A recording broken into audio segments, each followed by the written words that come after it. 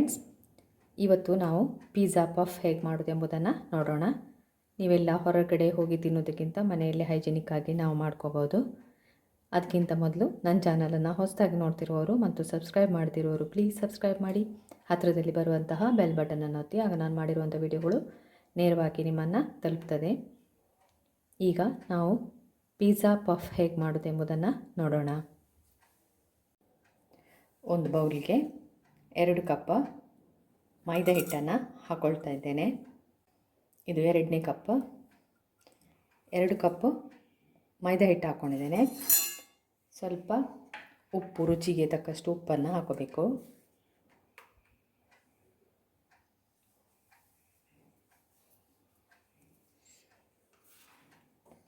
ಇದಕ್ಕೆ 1 spoon baking ಪೌಡ್ರನ್ನು ಹಾಕ್ಕೊಳ್ತಾ ಇದ್ದೇನೆ.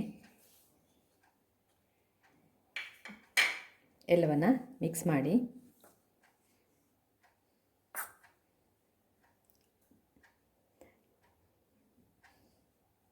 ನಂತರ ಇದಕ್ಕೆ 1-2 ಸ್ಪೂನ್ ಆಯಿಲ್ ಹಾಕ್ಕೊಳ್ಳಿ, ಇಲ್ಲ ತುಪ್ಪ ಆದರೂ ಹಾಕ್ಕೋಬೋದು. ಇದೆಲ್ಲವನ್ನು ಕೈಯಲ್ಲಿ ಒಮ್ಮೆ ಮಿಕ್ಸ್ ಮಾಡ್ಕೊಳ್ಳಿ.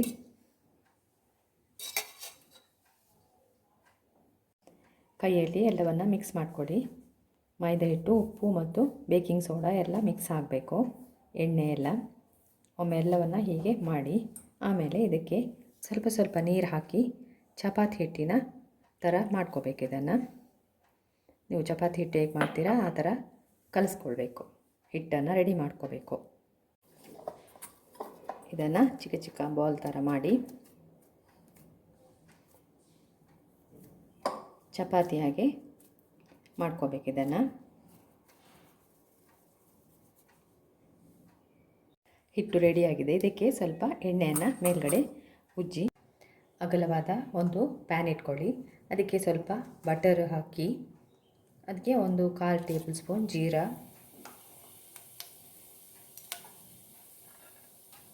ಅದೇ ರೀತಿ 1 ಸಣ್ಣ ಪೀಸ್ ಶುಂಠಿ, ಹಸಿಮೆಣಸು 1 ಹಾಕಿ ಎಲ್ಲವನ್ನು ಫ್ರೈ ಮಾಡ್ಕೋಬೇಕು.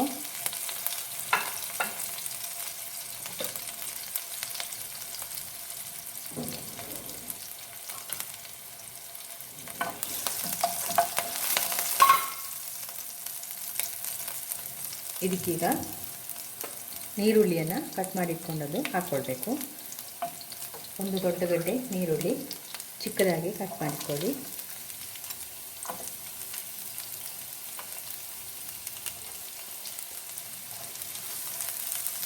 ಸ್ವಲ್ಪ ಟ್ರಾನ್ಸ್ಪರೆಂಟ್ ಆಗುವವರೆಗೆ ಫ್ರೈ ಮಾಡಿಕೊಳ್ಳಿ.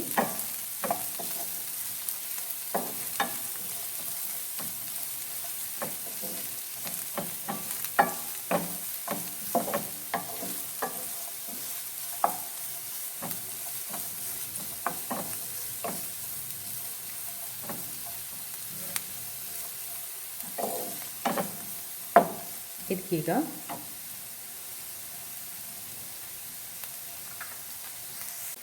1 ಕ್ಯಾರೆಟನ್ನು ನಾನು ತುರಿದಿಟ್ಕೊಂಡಿದ್ದೇನೆ, ಅದನ್ನು ಹಾಕಿ. ಅದೇ ರೀತಿ ಕ್ಯಾಬೇಜ್,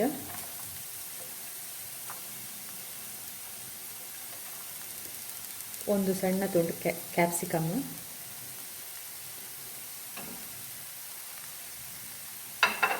ಹಾಕಿ ಫ್ರೈ ಮಾಡ್ಕೊಳ್ಳಿ.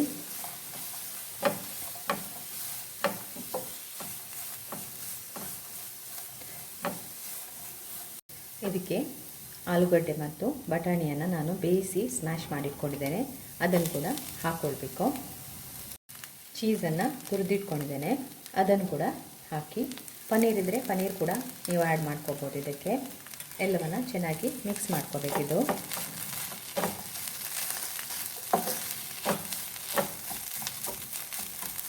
ಈಗ ಇದಕ್ಕೆ ನಾವು ಪುಡಿಯನ್ನು ಸೇರಿಸ್ಕೊಳ್ಬೇಕು. ಅಂದರೆ ಉಪ್ಪು, ಆ ಥರ ಎಲ್ಲ ಪುಡಿಗಳನ್ನು ಸೇರಿಸ್ಕೊಳ್ಳುವ.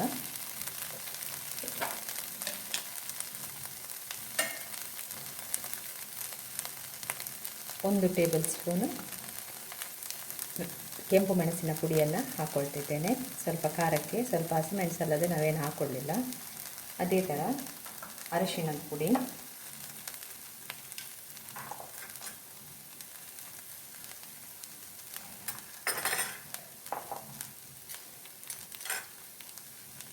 ಸ್ವಲ್ಪ ಕೊತ್ತಂಬರಿ ಪೌಡರ್,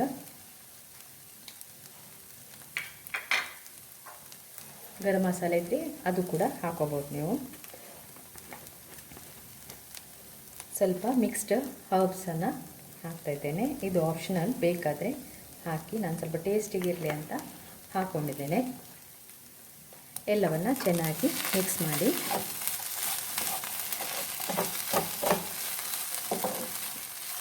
ನಮ್ಮ ಸ್ಟಫಿಂಗ್ ರೆಡಿಯಾಗಿದೆ. ಮಿಕ್ಸ್ ಮಾಡಿ ಗ್ಯಾಸ್ ಆಫ್ ಮಾಡ್ಕೊಳ್ಳಿ.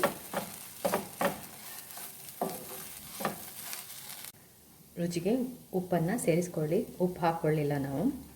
ಉಪ್ಪನ್ನು ಹಾಕಿ ಮಿಕ್ಸ್ ಮಾಡಿ ಗ್ಯಾಸನ್ನು ಆಫ್ ಮಾಡ್ಕೊಳ್ಳೋಣ. ಸಾಕೀಗ.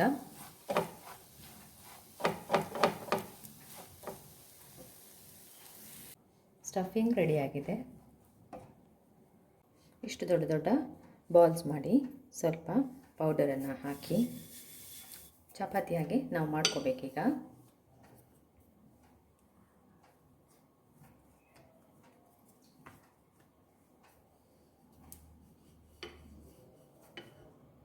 ಈ ಥರ ಚಪಾತಿ ಥರ ಮಾಡ್ಕೊಳ್ಳಿ.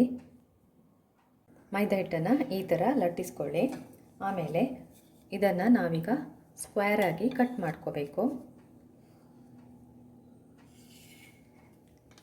ಯಾವುದಾದ್ರೂ ಸ್ಕೇಲಿಂದ ನೀವು ಕಟ್ ಮಾಡ್ಕೋಬೋದು. ಈ ಥರ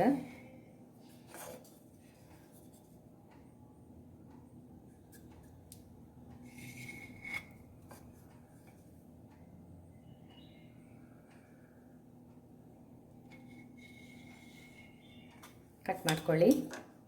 ಇದನ್ನು ತೆಗೆದು ಬಿಡಿ.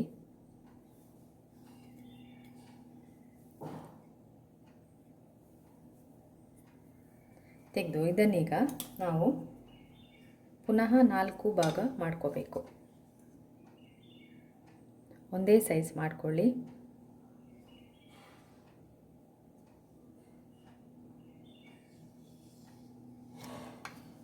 ಹೀಗೆ. ಇಲ್ಲಾಂದರೆ ನೀವು ಒಂದನ್ನೇ ಮಾಡ್ಕೋಬೋದು, ತೊಂದರೆ ಇಲ್ಲ. ನಾನು ಮಾಡ್ತಾಯಿದ್ದೇನೆ.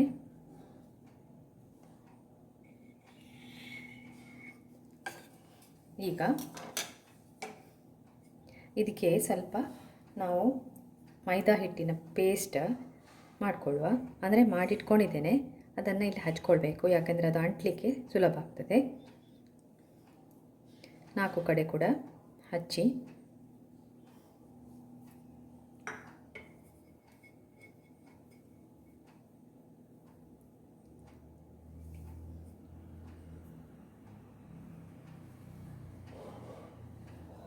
ಈಗ ನಾವು ಒಂದು ಭಾಗಕ್ಕೆ ಮಿಕ್ಸ್ಚರನ್ನು ಹಾಕ್ಕೋಬೇಕು.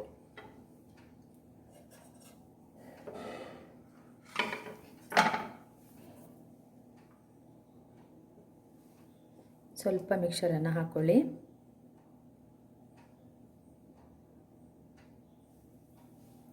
ಆನಂತರ ಇನ್ನೊಂದು ಪೀಸ್ ಇದೆಯಲ್ಲ, ಅದನ್ನು ಇದರ ಮೇಲೆ ಹೀಗಿಡಿ. ಹೀಗಿಟ್ಟು 4 ಕಡೆ ಕೂಡ ಕೈಯಿಂದ ಪ್ರೆಸ್ ಮಾಡ್ಕೋಬೇಕು.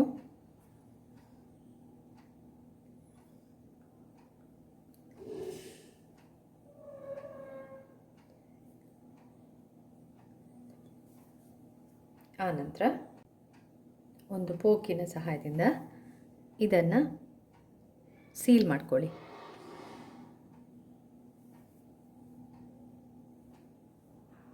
ನಾಲ್ಕು ಕಡೆ ಕೂಡ ಈ ಥರ ಮಾಡ್ಕೋಬೇಕು. ಚಂದ ಕೂಡ ಕಾಣ್ತದೆ, ಸೀಲ್ ಕೂಡ ಆಗ್ತದೆ.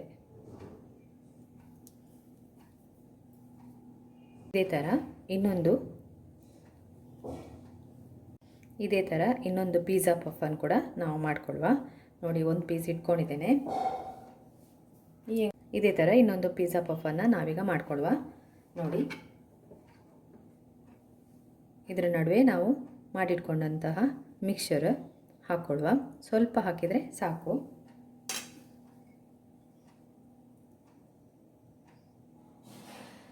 ಇದರ ಮೇಲೆ ಇನ್ನೊಂದು ಪೀಸ್ ಇದೆಯಲ್ಲ, ಇದನ್ನು ಹಾಕ್ಕೊಡುವ.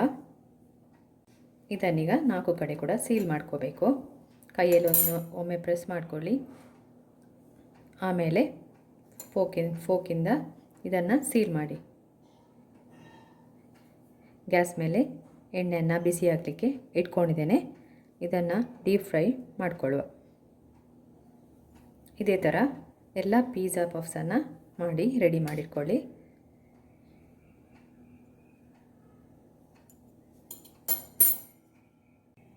ಎಣ್ಣೆ ಬಿಸಿಯಾಗಿದೆ. ಈಗ ಇದನ್ನು ಹಾಕ್ತಿದ್ದೇನೆ. ಮೆಲ್ಲಗೆ ಹಾಕಿ.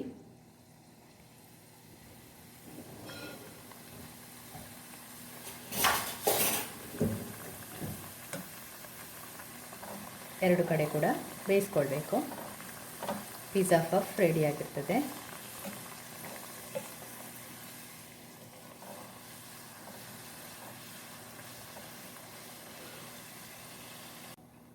ನೋಡಿ, ಎರಡು ಕಡೆ ಕೂಡ ಫ್ರೈ ಮಾಡ್ಕೊಂಡಾಗಿದೆ. ಇದನ್ನು ತೆಗೆದು ಒಂದು ಟಿಶ್ಯೂ ಮೇಲೆ ಹಾಕ್ಕೊಡುವ. ಪಿಜ್ಜಾ ಪಫ್ ರೆಡಿಯಾಗಿದೆ. ಈ ರೆಸಿಪಿಯನ್ನು ಟ್ರೈ ಮಾಡಿ. ಈ ರೆಸಿಪಿ ನಿಮಗೆ ಇಷ್ಟ ಆದರೆ ನನ್ನ ಚಾನಲನ್ನು ಲೈಕ್ ಮಾಡಿ, ಶೇರ್ ಮಾಡಿ, ಸಬ್ಸ್ಕ್ರೈಬ್ ಮಾಡಿ. ಅದೇ ರೀತಿ ಲಿಂಕನ್ನು ನಿಮ್ಮ ಫ್ರೆಂಡ್ಸ್ಗೂ ಸೆಂಡ್ ಮಾಡಿ. ಏನಾದರೂ ಕಮೆಂಟ್ಸ್ ಇದ್ದರೆ ಅದನ್ನು ಕಮೆಂಟ್ಸ್ ಬಾಕ್ಸಲ್ಲಿ ಹಾಕಿ. ವಿಡಿಯೋವನ್ನು ಶೇರ್ ಮಾಡ್ಕೊಳ್ಳಿ. ಇನ್ನು ನಿಮಗೆ ಮುಂದಿನ ವಿಡಿಯೋದಲ್ಲಿ ಸಿಗ್ತೇನೆ. ಧನ್ಯವಾದಗಳು.